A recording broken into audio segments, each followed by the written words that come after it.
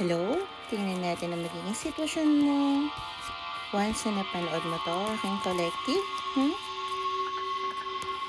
Thank you so much, Tarot Angels. Please give me one more card para sa aking collective na nag-tap in ng energy niya sa akin.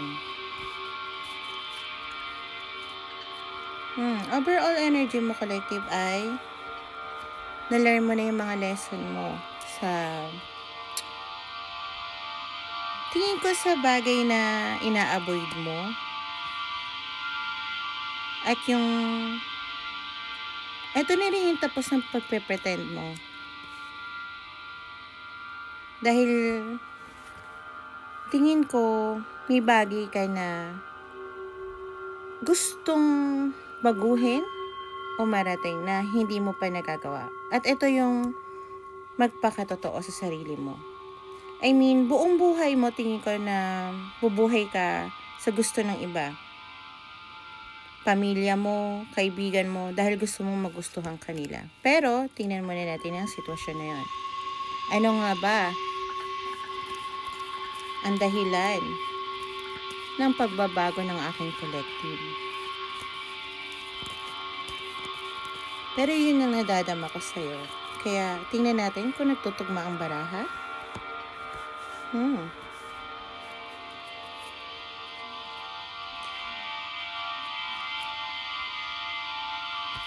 Gemini, Libra, Sagittarius, and Pisces might be resonate.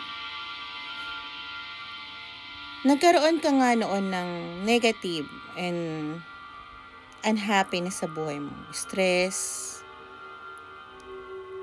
anxiety, at takot. Medyo mabigat ang pinagdaanan mo noon. Pero, nagkaroon ka din ng dahilan kung bakit kailangan mong bumangon ulit. Reason kung anong dapat i-cut off. At na-realize mo na hindi mo pala minamahal ang sarili mo.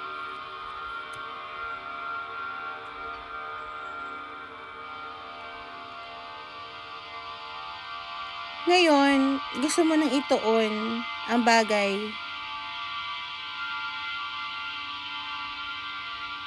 na magpapasaya sa'yo, hindi yung nagpapasaya sa iba. Parang noon, tinitingnan mo lang yung bagay na gusto mo ma-achieve. Kahit yun talaga ang gusto mo, halimbawa kung, gusto ko talaga maging panadero eh. Lang pinipilit ako ng pamilya ko na maging doktor. Ngayon, dahil nga sa nangyari na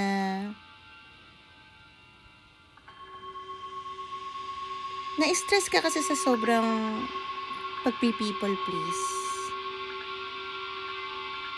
Yung ginagawa mo yung gusto ng iba. Dahil sa pamilya mo, nagawa mo na din sa mga kaibigan mo at sa taong minahal mo.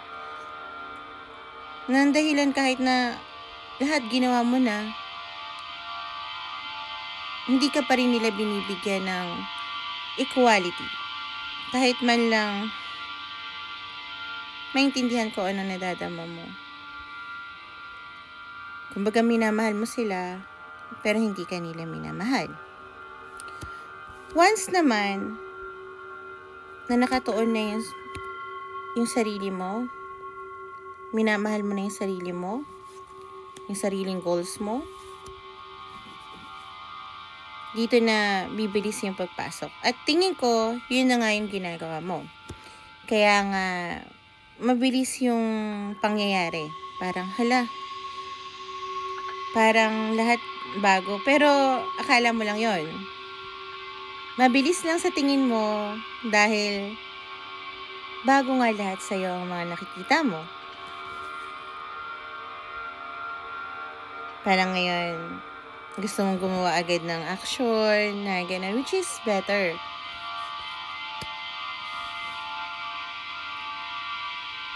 Gusto mong makakilala ng mga tao na makakatulong sa'yo. Yung mga taong hindi makakatulong financially, sa pagkatao mo.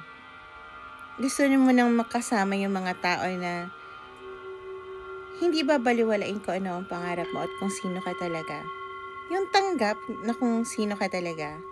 Hindi ka tulad na parang, pupunta tayo sa ganito, dapat nakapambis kang babae. Kaya paano kung rakista ka?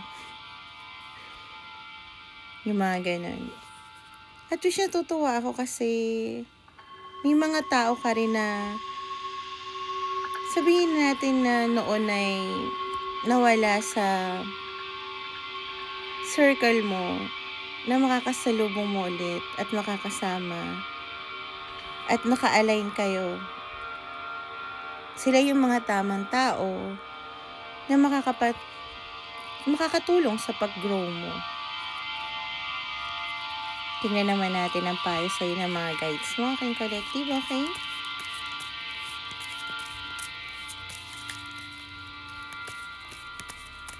Take it at resonate at maraming salamat sa pag-tap in ng energy mo sa aking collective, okay? Medyo ramdam ko nga na feminine energy to. Despite of your gender.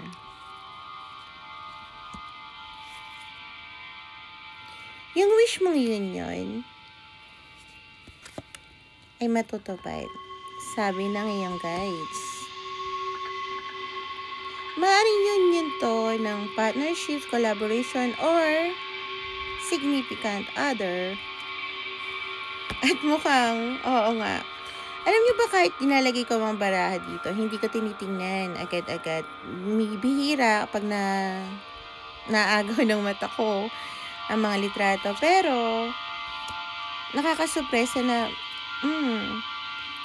baka makabuo ka ng pamilya or your family soul tribe, kagaya ko. Naka-align ka sa aking energy, kaya natagpuan mo ang video na to. Sagittarius magre-resonate, kahit nasabi ko na kanina, heavy on Sagittarius.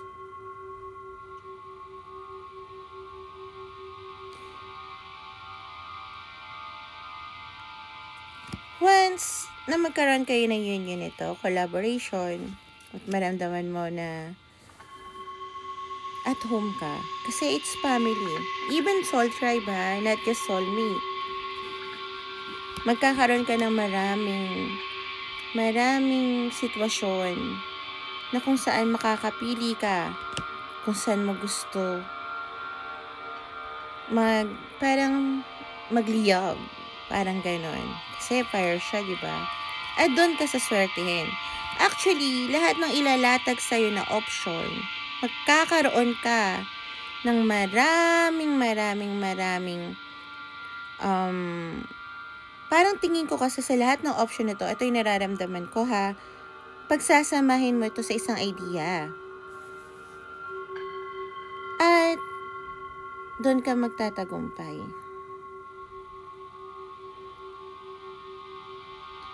At tandaan mo tuwing, halimbawa dahil nga bago sa'yo itong mga gagawin mo, at parang pagka nauubos yung fire mo, parang ganito, huwag mo kalimutan mag-light ulit. Pahinga at magbukas ulit, okay? Dahil lahat tayo, kailangan natin ng pahinga. So, sana collective nakatulong to sa'yo. At bye!